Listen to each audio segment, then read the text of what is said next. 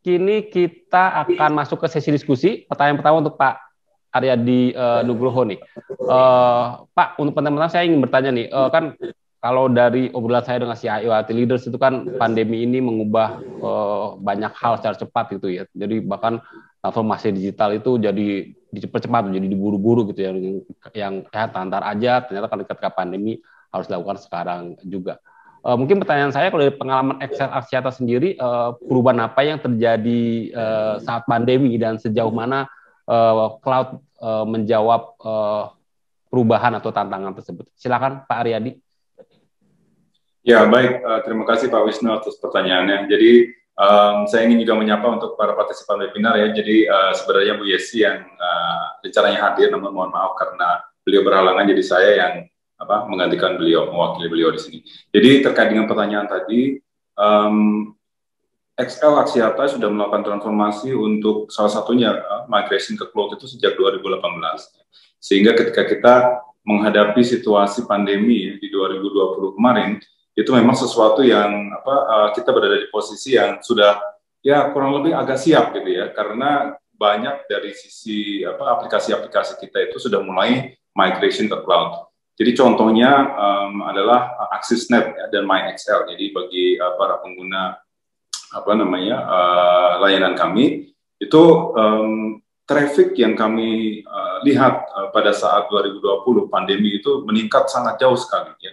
Bahkan kalau dilihat dari sisi jumlah pengguna yang aktif ya dibandingkan di Januari 2020 dengan Desember 2020 itu lebih dari 2 kali lipat peningkatannya.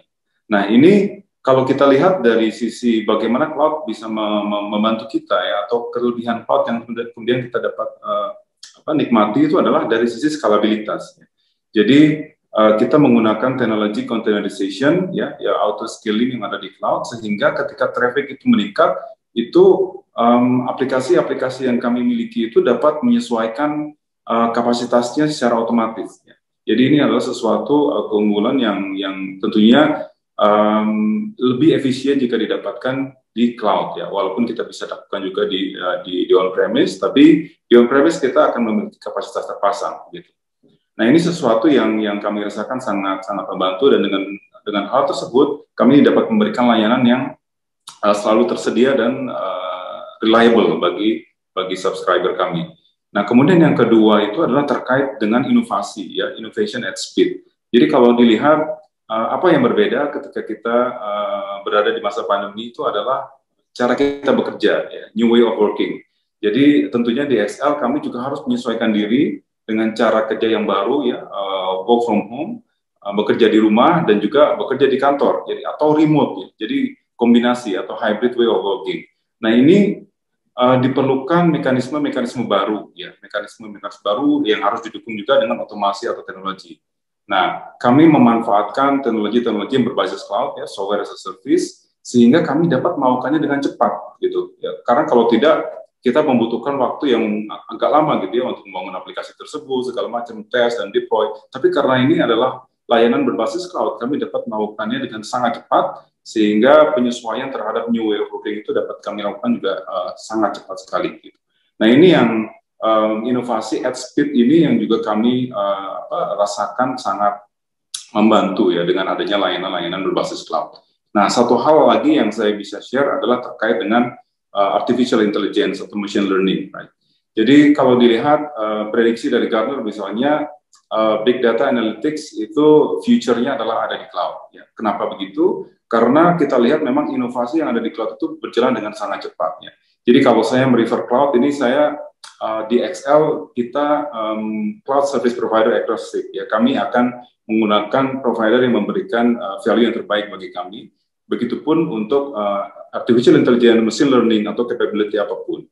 Nah, saat ini kita banyak melakukan otomasi, contohnya ya, di internal maupun untuk layanan kepada pelanggan dalam hal customer experience misalnya, dan itu akan memanfaatkan teknologi artificial intelligence atau machine learning. Nah, kalau kita lihat saat ini banyak sekali platform-platform yang ditawarkan ya, baik di Google Cloud, di AWS atau di Azure, itu adalah kemampuan untuk artificial intelligence dan machine learning. Nah, ini sesuatu juga yang kita dapat nikmati dan kami sangat terbantu ya, dengan adanya platform-platform machine learning, platform as a service yang kami bisa gunakan immediately, dan itu kita bisa gunakan untuk berinovasi, memberikan layanan yang terbaik bagi pelanggan kami. Jadi kurang lebih seperti itu, Pak Wisnu, yang bisa saya share. Oke, berarti karena udah mulainya di 2018, relatif lebih siap tuh Pak ya ketika terjadi pandemi kemarin ya? Ya, alhamdulillah begitu. Oke, kira-kira berapa persen tuh Pak yang udah di cloud, atau sekarang persentasenya udah bisa ada angkanya nggak? Ya, target kami untuk tahun ini kita compute itu akan ada di sekitar angka 25% lebih. Ya. Itu akan pindah ke cloud.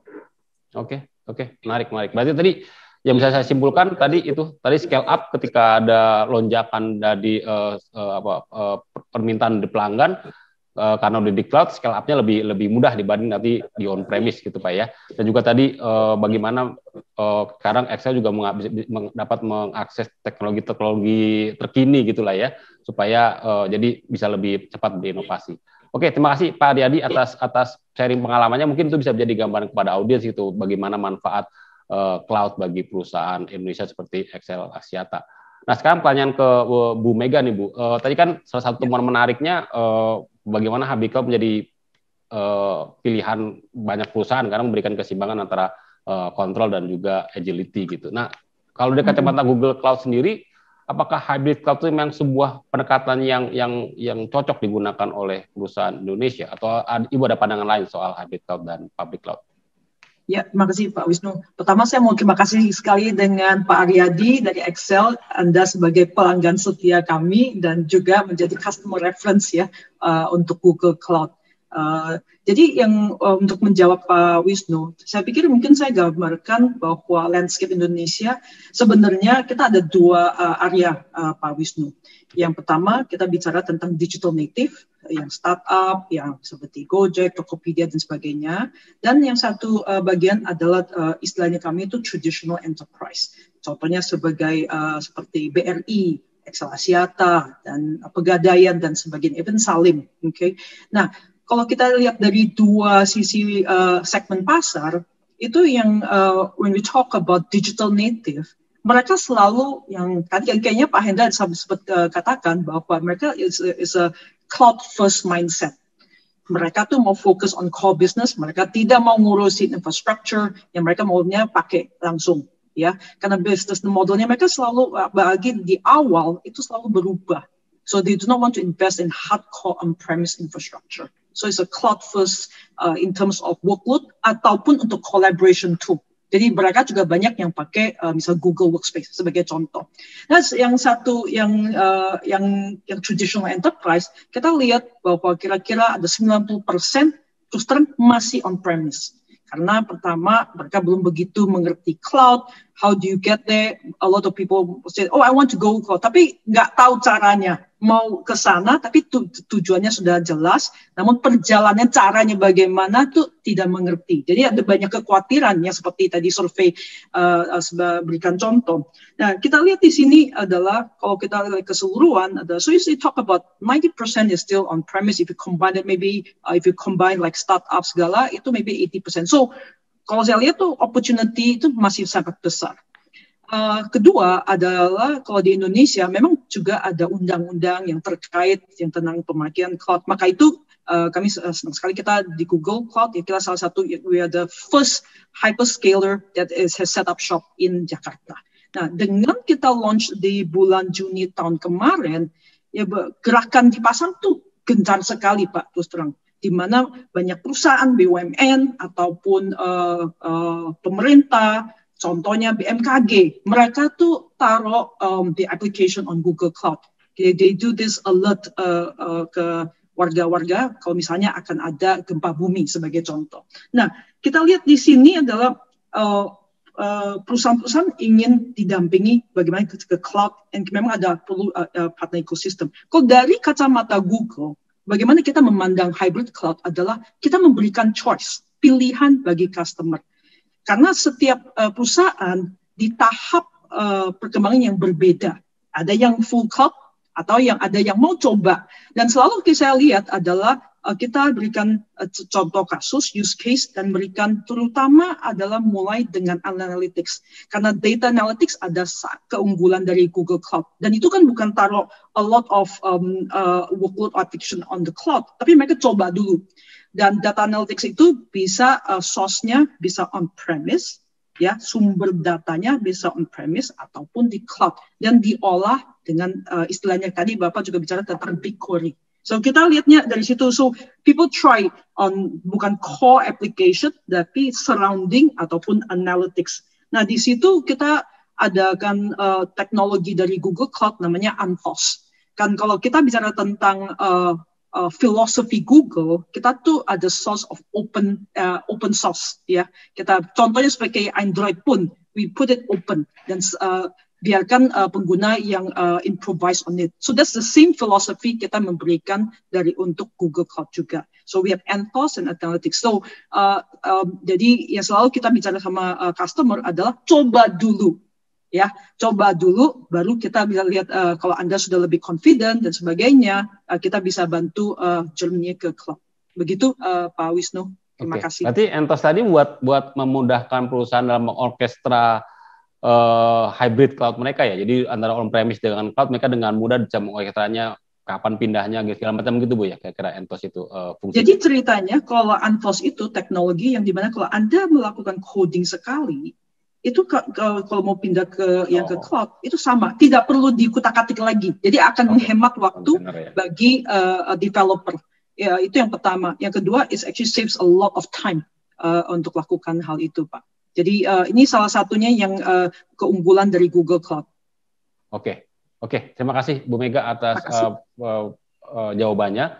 Jadi kira-kira bisa kita simpulkan bahwa memang sebagai penyedia public cloud, Google juga menyediakan sebenarnya pada yang menyediakan pilihan sih ya. Pilihan. Mau yang full blown to public cloud tapi kalau memang mau mencoba dulu nyicil sedikit-sedikit untuk dinaikin, ya itu juga bisa dan itu juga dimudahkan dengan Anthos tadi.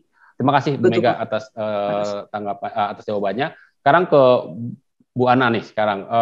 Kan tadi tercermin dari jawaban Pak Aryadi dan juga riset entity tadi, motivasi perusahaan pindah ke cloud kan bukan cuma mindahin workload-nya, bukan mindahin infrastrukturnya, tapi juga akses ke teknologi terkini gitu tadi ya, ada IoT, ada AI, ada big data dan segala macam. Nah, dalam konteks akses teknologi terkini gitu, apakah memang pendekatan hybrid cloud tetap relevan nih Bu? Bagaimana pandangan Ibu terhadap topik mengakses teknologi terkini itu? Oke, Pak Wisnu, thank you untuk pertanyaannya ya. Saya juga mau menyapa para pembaca setia Info Komputer yang sudah ikut di webinar pada hari ini dan juga para panelis ya. Oke, hybrid cloud approach itu tentunya memberikan beberapa benefit bagi perusahaan yang memutuskan untuk punya cloud strategy. Gitu. Salah satunya itu adalah flexibility of the future. Karena kita percaya seberapa well-planned perusahaan dalam menyiapkan blueprint untuk kebutuhan ke depan, tetap akan ada ruang atau possibility bahwa bisnis itu require different approach. Ada aplikasi-aplikasi baru yang perlu di-develop dengan cepat, kemudian mungkin ada changes of plan, atau apa yang kita rasain 1 tahun belakang ya, terkait dengan pandemic gitu kan.